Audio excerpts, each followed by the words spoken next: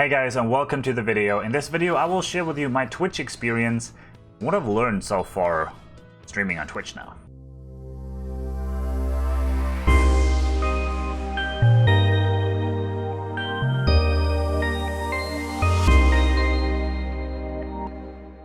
Before we get started with the video though, first of all, welcome to the channel. My name is Luke from GermanLuk, and thank you for 1,000 subscribers on YouTube. The support in the last few weeks has been absolutely through the roof, and I don't want to spend too much time on it. I will make a separate video, little special teaser or something for the 1,000, but thank you guys. I really appreciate it. So about 1 month ago, Mixer shut down, and I was a full-time streamer over on Mixer, and I had to pack my things and move over to Twitch, and that's what we did. And I just want to share with you all the good, the bad, and the ugly that I have seen so far streaming on Twitch now. But let's start with the good. First of all, the transition was as easy and seamless as it could be. Huge thank you to StreamLootS, which made it insanely easy to just lock in with Twitch instead of Mixer, pull all my overlays over, and there we go. Same thing with OBS, we just locked in under our Twitch account and we could pick up right where we left off. But besides the move, also the numbers have increased, the viewers have increased, the chat activity has increased. And with that, the support and the monetization options that are now available to most of us on Twitch that weren't available to us on Mixer have been absolutely blessed, and a lot of us are now able to make a little bit of a side income from streaming and maybe even justify spending more time streaming because we can supplement our income with it than what we were able to do before on Mixer. So for that, huge thank you to you and to the community. But let's talk about the bad. And yeah, it's not all good. While the whole move and the hype that came over with it was really supportive and the whole Twitch community was really welcoming to all of our Mixer streamers, now that the hype is over, the discoverability on Twitch is biting everyone in their behind.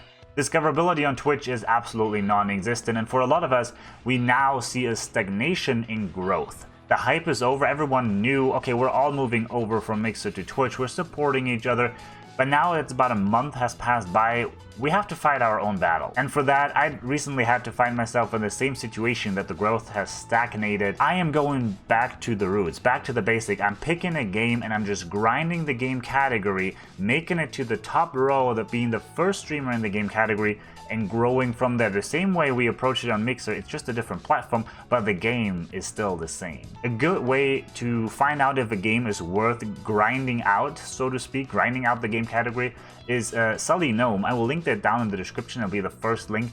But it's a website that gives you all the statistics about the game categories, and based on that, you can determine if it's worth getting into or not, or if it's maybe even too saturated. Also, if you're a former Mixer streamer, let me know down in the comments below how you are handling this move.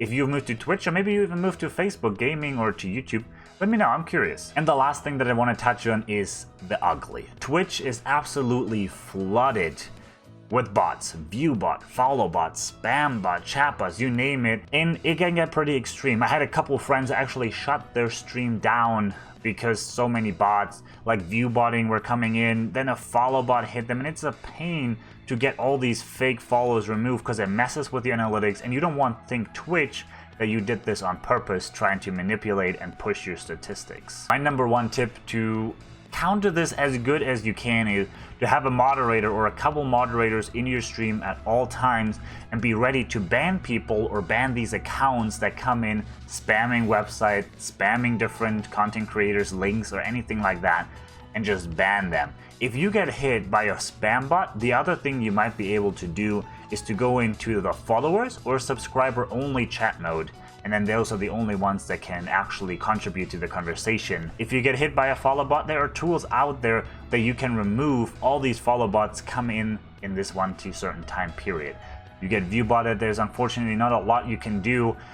The only thing is to end your stream, wait a couple minutes and bring it back up, and the view bot hopefully has moved to, unfortunately, another victim. But that is it, guys. That was my really quick rundown of how the transition to Twitch has been so far. A lot of people have asked, how are things going? And things are going way better than they were on Mixer. The opportunities that have opened up and just the doors that are now available to be discovered and open, it is absolutely insane. I'm having a blast streaming, I'm having a blast creating content on YouTube here, and I just want to say thank you.